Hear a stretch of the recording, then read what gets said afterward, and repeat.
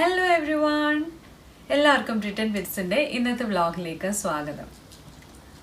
ഇന്നൊരു ഇമ്പോർട്ടൻറ്റ് ഇൻഫർമേഷനുമായിട്ടാണ് ഞാൻ നിങ്ങളുടെ മുന്നിൽ എത്തിയിരിക്കുന്നത്. കഴിഞ്ഞ മാസം, അതായത് August 4, 2020 UK ഗവൺമെൻറ് പുതിയതായിട്ടൊരു വിസ കാറ്റഗറി ഇൻട്രൊഡ്യൂസ് ചെയ്തു. Health and care visa tier 2. ഒരുപാട് ബെനിഫിറ്റ്സ് ഉണ്ട് ഈ ഒരു വിസ കാറ്റഗറിക്ക്. അതായത് റെഡ്യൂസ്ഡ് ആയിട്ടുള്ള വിസ ഫീസാണ്, അതുപോലെ തന്നെ ഫാസ്റ്റ് ട്രാക്ക് ഓപ്ഷൻസ് അവൈലബിൾ ആണ്, ഹെൽത്ത് സർചാർജും എടുത്തു കളഞ്ഞിട്ടുണ്ട്. മെയിൻലി ഈ വിസ ഹെൽത്ത് കെയർ പ്രൊഫഷണൽസിന് വേണ്ടിയുള്ളതാണ്.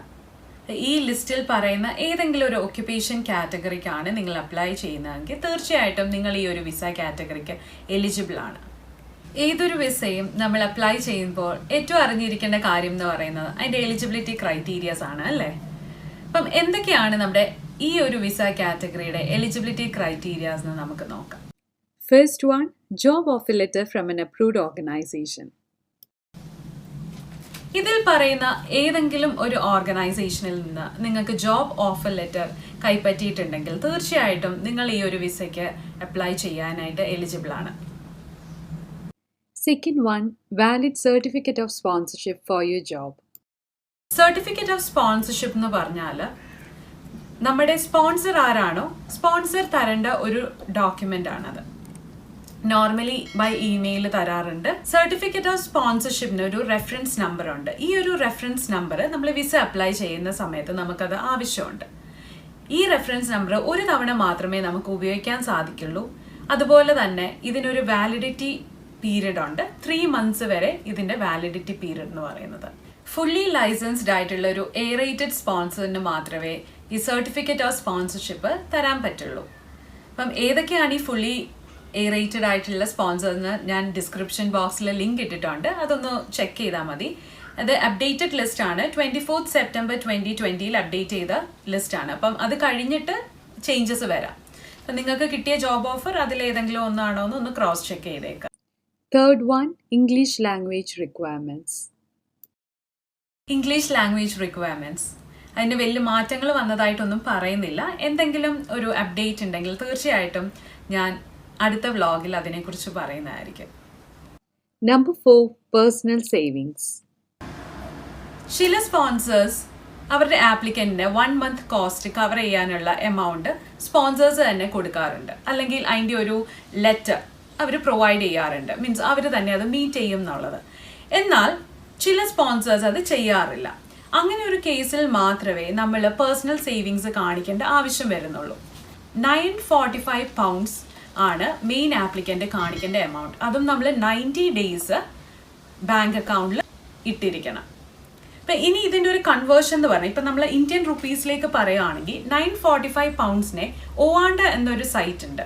ആ സൈറ്റിൻ്റെ ലിങ്ക് ഞാൻ ഡിസ്ക്രിപ്ഷൻ ബോക്സിലിടാം. ആ സൈറ്റിലാണ് നമ്മുടെ കറൻസി കൺവേർട്ട് ചെയ്ത് എത്ര ഇന്ത്യൻ റുപ്പീസ് ആണെന്ന് നോക്കുക. അപ്പോൾ അതിൽ വരുന്നത് കുറച്ചും കൂടെ കൂട്ടി തന്നെ നമ്മളൊരു 90 daysലേക്ക് ഇടാൻ ശ്രമിക്കുക. കുറച്ച് കൂടുതൽ ഇടാനായിട്ട് ഞാൻ പറഞ്ഞതിൻ്റെ റീസൺ എന്ന് പറഞ്ഞാൽ കറൻസി ആണ്, അല്ലേ? ഫ്ലക്ച്വേഷൻസ് വരാൻ ചാൻസ് ഉണ്ട്. അപ്പം ഈ ഒരു സമയത്ത് നമ്മൾ സേഫ് സൈഡിൽ നിൽക്കാൻ വേണ്ടിയാണ് കുറച്ച് കൂടുതൽ നമ്മൾ എപ്പോഴും അക്കൗണ്ടിൽ ഇട്ട് വെക്കേണ്ടത്. ഇപ്പം റിജക്ഷനുള്ള ചാൻസ് വളരെയധികം കുറയും. എന്നാൽ ഇനി നിങ്ങളൊരു ഫാമിലി മെമ്പറിനെ കൂടെ കൂട്ടുന്നുണ്ട്. ഒരു എക്സാമ്പിൾ പറയുകയാണെങ്കിൽ ഒരു ഹസ്ബൻഡ്, വൈഫ്, കുട്ടി, 3 പേരും കൂടിയാണ് വരാൻ ഉദ്ദേശിക്കുന്നതെങ്കിൽ വൈഫാണ് മെയിൻ ആപ്ലിക്കൻ്റ് എങ്കിൽ വൈഫിന് വരുന്ന എമൗണ്ട് എന്ന് പറഞ്ഞാൽ £945 ആണ്. ഹസ്ബൻഡിനും കുട്ടിക്കും ഈച്ച് ആപ്ലിക്കൻറ്റിന് £630 വെച്ചിട്ടാണ് വരുന്നത്. അപ്പം ഏകദേശം £2205 ആയിരിക്കും 3 പേർക്കും കൂടെ ചേർന്ന് 90 daysലേക്ക് കാണിക്കേണ്ടി വരുന്ന amount. Number 5, an appropriate salary for your job. ഇനി ഒരു അപ്രോപ്രിയേറ്റ് സാലറി സ്കെയിൽ മീറ്റ് ചെയ്യുക എന്നുള്ളതാണ് നെക്സ്റ്റ് എലിജിബിലിറ്റി ക്രൈറ്റീരിയ. നോർമലി അവർ പറയുന്നത് പെർ ഇയർ £30,000 ഉള്ള ഒരു ജോബാണ് എങ്കിൽ യു ആർ എലിജിബിൾ എന്നുള്ളതാണ്. എന്നാൽ ചില ജോബ് കാറ്റഗറീസിന് ഇതിനൊരു വേരിയേഷൻ കാണാറുണ്ട്. അതായത് ചിലയിടത്ത് സാലറി സ്കെയിൽ കുറച്ചുകൂടെ താഴെയായിരിക്കും. അങ്ങനെയുള്ളതും ഇതിന് എലിജിബിൾ ആകാറുണ്ട്. അപ്പോൾ അത് ഏതൊക്കെയാണ് അതിൻ്റെ അപ്രോപ്രിയേറ്റ് സാലറി എന്നൊക്കെ അവർ ഗൈഡൻസിൽ പറയുന്നുണ്ട്. എന്തായാലും ഞാൻ ഈ വീഡിയോയുടെ ഡിസ്ക്രിപ്ഷൻ ബോക്സിൽ ഗൈഡൻസിൻ്റെ ഒരു ലിങ്ക് ഇടുന്നതാണ്. അത് ഡീറ്റെയിൽഡ് ആയിട്ട് അറിയേണ്ടവർ ഒന്ന് വായിച്ചു നോക്കുക. Number 6, tuberculosis test. ഇന്ത്യയിൽ നിന്ന് വരുന്ന ഏതൊരാൾക്കും ട്യൂബർക്കുലോസിസ് ടെസ്റ്റ് നിർബന്ധമാണ്. കേരളത്തിലാണെങ്കിൽ അത് 2 ഹോസ്പിറ്റൽസിലാണ് പ്രൊവൈഡ് ചെയ്യുന്നത്. കിംസ് ഹോസ്പിറ്റൽ ട്രിവാൻഡ്രം, അതുപോലെ തന്നെ അമൃത കൊച്ചി. അപ്പോൾ ഇവിടെ നിങ്ങൾ ഇപ്പം തന്നെ വരാൻ നോക്കുകയാണെങ്കിൽ എത്രയും പെട്ടെന്ന് ബുക്ക് ചെയ്യാൻ നോക്കുക. കാരണം കോവിഡ് സിറ്റുവേഷൻ കാരണം കുറച്ച് ഡിലേ വരാൻ ചാൻസ് ഉണ്ട്. അപ്പോൾ എത്രയും നേരത്തെ ബുക്ക് ചെയ്യുന്നോ അത്രയും നല്ലത്. Number 7. Criminal Record Certificate. Next one, criminal record certificate. ഏത് കൺട്രിയിലാണോ കഴിഞ്ഞ 12 മാസമോ അതിൽ കൂടുതലോ നിങ്ങൾ താമസിച്ചിട്ടുള്ളത്, ആ കൺട്രിയുടെ ക്രിമിനൽ റെക്കോർഡ് സർട്ടിഫിക്കറ്റ് നമ്മൾ അപ്ലൈ ചെയ്യുന്ന സമയത്ത് കാണിച്ചിരിക്കണം. കൂടുതലും ഹെൽത്ത് കെയർ പ്രൊഫഷണൽസ് വൾണറബിൾ ആയിട്ടുള്ള ഇൻഡിവിജ്വൽസ് ആയിട്ടാണ് കോണ്ടാക്ട് വരുന്നത്. അപ്പോൾ അങ്ങനെയുള്ള എല്ലാ മേഖലകളിലും ഇവർ ക്രിമിനൽ റെക്കോർഡ് സർട്ടിഫിക്കറ്റ് നിർബന്ധമായിട്ട് വരുന്നുണ്ട്. അതുപോലെ തന്നെ ടീച്ചേഴ്സിനും എല്ലാം അത് നിർബന്ധമായിട്ട് വരുന്നുണ്ട്. Number 8. Travel Document. പാസ്പോർട്ട് ആണ് നമ്മൾ പ്രൊവൈഡ് ചെയ്യുന്ന ഡോക്യുമെന്റ്. നമ്മൾ ഇതുവരെ ട്രാവൽ ചെയ്യാത്ത ഒരാളാണെങ്കിൽ നമ്മുടെ പാസ്പോർട്ട് മാത്രം കൊടുത്താൽ മതിയാകും. എന്നാൽ കഴിഞ്ഞ 5 വർഷം ഒരു ട്രാവൽ ഹിസ്റ്ററി ഉള്ള ഒരാളാണെങ്കിൽ, ഇന്റർനാഷണൽ ട്രാവൽ ഹിസ്റ്ററി ഉള്ള ഒരാളാണെങ്കിൽ തീർച്ചയായിട്ടും നിങ്ങളുടെ പാസ്പോർട്ട് ഏതെങ്കിലും എക്സ്പയർഡ് ആയിട്ടുണ്ടെങ്കിലും ആ പാസ്പോർട്ടും ഇക്കൂടെ തന്നെ സബ്മിറ്റ് ചെയ്യേണ്ടതായിട്ടുണ്ട്. How to apply for this visa and visa fees. ഇനി എങ്ങനെ നമുക്ക് ഈ വിസയ്ക്ക് അപ്ലൈ ചെയ്യാം? നോർമലി നമ്മൾ ഓൺലൈനായിട്ടാണ് ഇത് അപ്ലൈ ചെയ്യുന്നത്.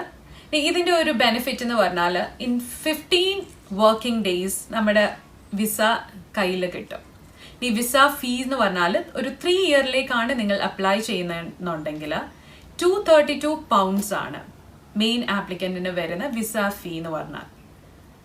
എന്നാൽ മോർ ദാൻ 3 ഇയേഴ്സ് ആണെന്നുണ്ടെങ്കിൽ മാക്സിമം കിട്ടാൻ പോകുന്നത് 5 ഇയർ 14 days ആയിരിക്കും. അപ്പം മോർ ദാൻ 3 ഇയേഴ്സ് ആണെന്നുണ്ടെങ്കിൽ 464 pounds ആയിരിക്കും വിസ ഫീസ് വരുന്നത്. ഇനി ഫാസ്റ്റ് ട്രാക്ക് ഓപ്ഷൻസും അവൈലബിൾ ആണ്. 5 വർക്കിംഗ് ഡേയ്സിൽ കിട്ടുന്നതിന് 500 pounds, അതുപോലെ തന്നെ നെക്സ്റ്റ് ഡേ കിട്ടുന്നതിന് പ്രയോറിറ്റി സൂപ്പർ പ്രയോറിറ്റി സർവീസും അവൈലബിൾ ആണ്. അതിന് ഓൾമോസ്റ്റ് 800 pounds അടുത്താണ് ഫീസ് വരുന്നത്. What you can do and what you cannot do. ഇനി ഈ വിസയിൽ നിൽക്കുമ്പോൾ എന്തൊക്കെ കാര്യങ്ങൾ ചെയ്യാം, എന്തൊക്കെ കാര്യങ്ങൾ ചെയ്യാൻ പാടില്ല എന്നാണ് നമ്മൾ നോക്കുന്നത്. ഈ വിസയിൽ നിൽക്കുമ്പോൾ തീർച്ചയായിട്ടും നിങ്ങൾക്ക് വോളണ്ടറി വർക്ക് ചെയ്യാവുന്നതാണ്. ഈ കറണ്ട് എംപ്ലോയർ അല്ലെങ്കിൽ സ്പോൺസറിന്റെ കൺസേൺ ലെറ്റർ ഉണ്ടെങ്കിൽ മാത്രം നമുക്ക് 20 hours എക്സ്ട്രാ ചെയ്യാൻ പറ്റും. നിങ്ങൾക്ക് ചെറിയ കോഴ്സുകൾ ചെയ്യാം. നിങ്ങളുടെ കറണ്ട് ജോബിനെ അത് ഇന്റർഫിയർ ചെയ്യുന്നില്ല എന്നുണ്ടെങ്കിൽ തീർച്ചയായിട്ടും നിങ്ങൾക്ക് പഠിക്കാൻ പറ്റും. അതുപോലെ തന്നെ വോളണ്ടറി വർക്ക്സ് ചെയ്യാൻ പറ്റും. ഫാമിലി മെമ്പേഴ്സിനെ കൊണ്ടുവരാൻ പറ്റും. ഇനി എന്തൊക്കെ ചെയ്യാൻ പാടില്ല? സ്പോൺസറിന്റെ മോർ ദാൻ 10% ഷെയർ നമുക്ക് ഹോൾഡ് ചെയ്യാൻ പാടില്ല. നമുക്ക് പബ്ലിക് ഫണ്ട്സിലേക്ക് യാതൊരു ആക്സസും ഇല്ല, അതായത് ബെനിഫിറ്റ്സ് ഒന്നും കാണില്ല നമുക്ക്. അതുപോലെ തന്നെ ഫസ്റ്റ് ജോബ് സ്റ്റാർട്ട് ചെയ്യാതെ അല്ലെങ്കിൽ സ്പോൺസറിന്റെ കൺസെന്റ് ഇല്ലാതെ നമുക്ക് സെക്കൻഡ് ജോബ് ഒരിക്കലും സ്റ്റാർട്ട് ചെയ്യാനും പാടില്ല. ഇത്രയും കാര്യങ്ങൾ ശ്രദ്ധിക്കുക. Taking a second job. ഇനി സെക്കൻഡ് ജോബ് അപ്ലൈ ചെയ്യുമ്പോൾ നമ്മൾ ശ്രദ്ധിക്കേണ്ട കുറച്ച് കാര്യങ്ങളുണ്ട്. 20 hours മാത്രമേ വർക്ക് ചെയ്യാൻ പെർമിറ്റ് ചെയ്യുന്നുള്ളൂ. അതും 2 കണ്ടീഷനിലാണ്. അതായത് നമ്മൾ മെയിൻ ജോബ് ചെയ്യുന്ന ഏത് പ്രൊഫഷനാണോ ഓൾമോസ്റ്റ് ആ പ്രൊഫഷൻ തന്നെ അല്ലെങ്കിൽ ഓൾമോസ്റ്റ് ആ സെയിം ലെവലിലുള്ള പ്രൊഫഷനിൽ ആയിരിക്കണം നമ്മൾ സെക്കൻഡ് ജോബും ചെയ്യേണ്ടത്. സെക്കൻഡ് വൺ എന്ന് പറഞ്ഞാൽ നേരത്തെ ഞാൻ പറഞ്ഞതുപോലെ തന്നെ സ്പോൺസറിന്റെ കൺസെന്റ് അല്ലെങ്കിൽ ഫസ്റ്റ് സ്പോൺസറിൽ നിങ്ങൾ ഓൾറെഡി വർക്ക് സ്റ്റാർട്ട് ചെയ്തിരിക്കണം. അവരുടെ കൺസെന്റ് ലെറ്ററും നോർമലി ചോദിക്കാറുണ്ട് സെക്കൻഡ് ജോബ് ചെയ്യണമെന്നുണ്ടെങ്കിൽ. എന്നാൽ ഇതല്ലാതെ നിങ്ങൾക്ക് വോളണ്ടറി വർക്ക്സും ചെയ്യാം. വോളണ്ടറി വർക്ക്സ് എന്ന് പറഞ്ഞാൽ നമുക്ക് പെയ്ഡ് ആയിരിക്കില്ല, അൺപെയ്ഡ് ആയിരിക്കും. അങ്ങനെയുള്ള വർക്ക്സും നമുക്ക് ചെയ്യാൻ സാധിക്കുന്നതാണ്. ഈ വീഡിയോ എല്ലാവർക്കും ഹെൽപ്ഫുൾ ആയിരിക്കും എന്ന് വിചാരിക്കുന്നു, സ്പെഷ്യലി ഹെൽത്ത് കെയർ പ്രൊഫഷണൽസിന്.